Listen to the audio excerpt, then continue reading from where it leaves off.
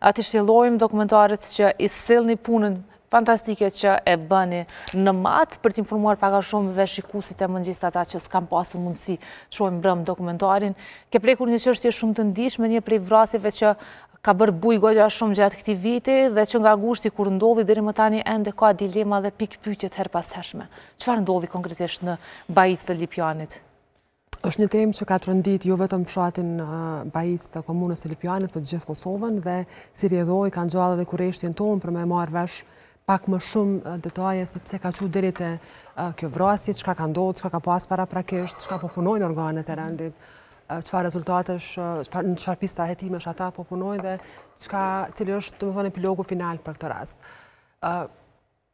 Për shkak të kësaj kurreshte kaq të madhe tonën si redaksit neve si njerëz domethënë komplet në Kosovë, jemi nisë me marrë me këtë rast pak nështë herët për faktin që prokuroria akoma s'ka ngritur akt akuzë për personin që ka pranuar fajësinë në këtë rast, dhe është akoma faza e hetimeve dhe ne nuk kemi guxuar nështë me konstatu gjëra pavarësisht që janë supozuar që janë 100% të vërteta, që kështu është dhe s'është ndryshe. Pra ka qenë e vështirë edhe vetë realizimi i këtij dokumentari. Absolutisht, sepse është faza e hetimeve dhe ne përveç që mund të prishim hetimet nëse zbulojmë diçka që nuk duhet thënë në këtë kohë, as nuk duhem të nxjerrim konstatime sepse akoma është faza e hetimeve dhe absolutisht ne nuk kemi drejtën që t'i japim drejtim diçka të caktuar nëse nuk është hetu ligjërisht dhe nuk është provë pastaj e lehtëshme edhe për prokurorin që pastaj të shkojnë në gjykatë.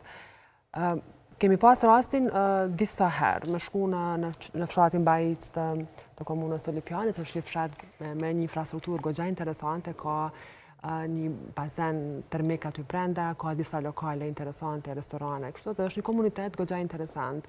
Çka i bën kaq interesant? Janë njerëz të civilizuar, janë njerëz të afërt, janë njerëz komunikues, bashkëpunues.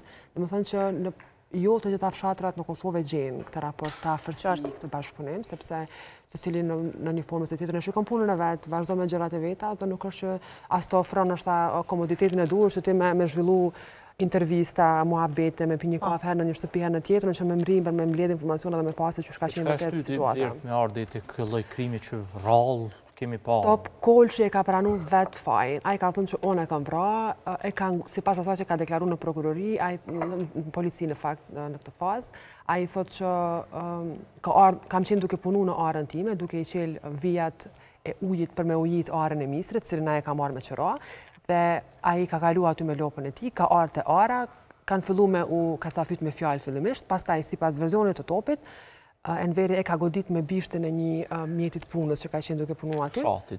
Edhe pastaj ky është kundërvi, po për shkak që ky ka qenë njeri shumë i fuqishëm, pak më i plot topi, pak më i fuqishëm, këtë që unë e kam shtri për tokë, e kam ka për fyti, edhe veç një moment e kam pa që nuk po merë më frim, nuk po lëviz. Edhe nga një moment, kur e ka pa, dhe më thonë, zotin Enver Beraktarin që s'ka më shenja jete, si pas ti, a i ka fillu me pas kriza, nuk ka ditë si me vepru më që ka me bo, dhe për shkak të këtyre krizave, si pas versionit të ti, a i nuk mba në men asgjë, as për momentin e varimit. Po, sepse është varosur pikërisht në atë orë, apo jo? Pikërisht në atë orë. Dhe më thonë që për me hap një varë mbi 1 metër, me varos aty brenda, me mbulu me drasa, me dhethë, me i rivendos mbi trupin e ti 3 kallin të misrit, nuk është kohë e shkurtër.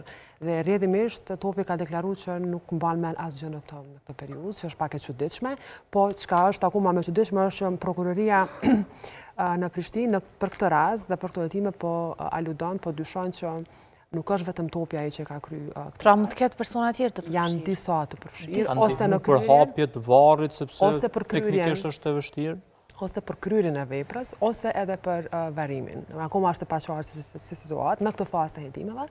Prandaj edhe ne pastaj nuk kemi guxuar me i dhënë kohje, edhe pse kemi pas informata nga tereni për të përfshirë të tjerë në këtë rast, për emra të tjerë, për raste të tjera. Ka pas dëshmitar të tjerë që kanë pas se çfarë ka ndodhur? Apo janë disa pamje të kamerave të cilat e pasqyrojnë situatën orën e misrit si në shuplak të Dorës. Dhe ato kamera i ka policia dhe prokuroria. Po çka është e paqartë deri tani me gjast, veç nuk kanë mbërri me identifiku personat që kanë qenë bashkë me topin në vendin e gjallë. Sepse gjithçka dihet tani më. Edhe pse topi nuk po e pranon. Nuk po pranon që ka qenë i shoqëruar nga dikush, nuk po pranon që është ndihmuar as për me kry vrasje dhe as për me e varros ato. E përmende që ka pasur misër të mbjellur mbjellur mbi varr. Mbi varr, po. Janë ribjell, 3 kallint e hequr paraprakisht. Sa pi bjen periudha pravarësisht se tashmë rrit misri mbi varr. Jo. Ata të hequr i kanë vendosur. Janë hekët tani kanë. Veç është rivendos. Që mu do terreni i pa prekun. Për me im shef zhurmën. Ne kemi pas edhe një ekspert të forenzikës në emision, i cili thotë që pavarësisht të gjitha tentimeve që mund t'i bëjë një person për me mbulu krimin, në asnjë variant nuk fshin të gjitha provat. Kështu që unë kom pas rastin me taku dhe me bashkë bisedu edhe me prokurorin e rastit, me Arben Hotin, është një prokuror ndër më të mirët që ka prokuroria e krimeve të rënda, kështu që besoj që ata do dalin në fund me një epilog final dhe goxha të përafërt me realitetin se që shka ndodhur. Është që kanë pasur probleme diçka dhe me herët këta dy? Po, është raportuar që edhe na ashton edhe neve në fshat që ata para 2 viteve kanë pasur konflikt fizik, i cili më pas është në të cilin është intervenuar dhe policia, pastaj ky është dënuar për çat vepër gjobitje, vendim topi, Kolshi është dënuar që e ka rrah fizikisht Enver Bayraktarin, ka marrë gjop për këtë, është dënuar me vendim të gjykatës, është vendim i prerë, po tash faza 2 vjeçare nuk po e njeh si kohë të traumës kundër reagimin pastaj. Do të thonë, sipas ekspertëve të forenzikës, brenda 40 ditëve, nëse kryhet një kundërveprim, mund të llogaritet që ka qenë si hakmarrje paraprake për veprimin tjetër. Në të kundërtën që një edhe shkenca, një edhe njohin edhe librat, njohin edhe studimet, po faza 2 vjeçare nuk njihet si fazë e traumës, që ka mujt ty me të nxit, pastaj tutje për me marrë një veprim tjetër.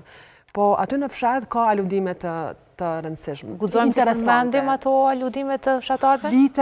Flitet për një lidhje jashtëmartësore të zotërin Enver Bayraktarit, të cilin po dishin të gjithë në fshat. Domethënë ky është sekret publik aty.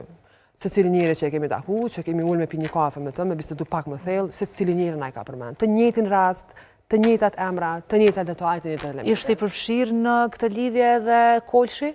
Apo Kolshi ka familje të gjakut, po pak më të largët, kushërit të largët. Po prandaj këtu pastaj edhe lidhen emrat e tjerë të përfshirë në ndihmë ose në kryrje, potencialisht, nëse e vërtetohen ato të cilat prokuroria po ja. Pra nuk po del nisë problem. Sepse vërtet që ka rast i ndjeshëm, tash po lidh ka edhe gjana të tjera. Edhe pse banorët e kanë thënë, ne kemi transmetuar dhe në emision, për shkak të ndjeshmërisë, për shkak të hetimeve, për shkak të situatës, ne kemi vendosur mos me ua publiku as fytyrat, as emrat, përveç rrëfimeve që ata kanë ndoa me neve. Ata thonë që atë lidhje që ai ka pas jashtëmartësore në një banor të fshatit aty.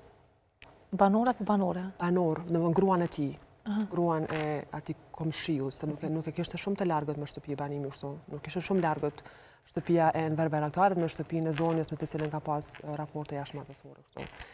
Po ajo kishte vdekë dhe kur ka vdekë ajo situata për më alarmu pak më shumë në fshat është fakti pas vdekjes së asaj zonjës që ky pastaj ka dalë publikisht dhe ka buaj gare në fshat. Do thonë, se s'po më shpran edhe mua ngushëllia se më ka vdekë gruaja e dytë, a më hap edhe unë varim të pamë apo jo s'po di. Do thonë, e ka kaluar në nivelin e banalitetit që pastaj sipas banorëve aty. Po ashtu po them, ata kanë thënë që djali i madh i zonjës ka dalë dhe ka rrah 2 javë para se me vdek, para se me vrah Enverin. Kolshin. Edhe po, domethënë ata aludojnë që rraja ka qenë aq e rëndë saqë nëse në raportin e autopsisë identifikohen 2 britë të thyra në anën e majtë nëse s'gaboj. Mund të jenë nga rrahja. Janë nga rrahja e paraprake që e ka psu nga ai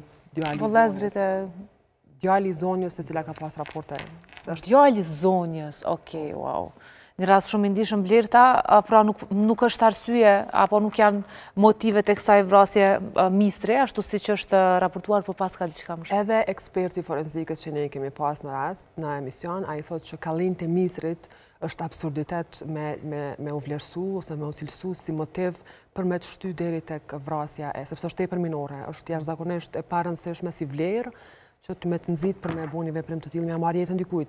Po a ka qenë konflikt momental, domethënë një traumë momentale, a ka qenë traumë e akumuluar më parë për shkak të së kaluarës paraprake, sepse banorët thonë që këta Enveri njihet si person që ka ditë me i trazu pak fshatarët në fshat. Domethënë duke ngacmu herë me fjalë, gratë e tyne, kalimtar të rastit, ju ka marrë ka diçka në porobore, si pas tyne gjithmonë, as nuk kam qenë prezent, as nuk e di as nuk e njeh, po më ka bo përshtypje një detaj njërit prej bashkëfshatarëve që kemi biseduar, e thot, nëse të ka taku ty për herë të parë dhe nuk ka mujt me ti marrë këpucët, se paku toja ti ka marrë. Dhe më thonë, me patjetër është mundu me përvecu diçka që s'ka qenë e ti.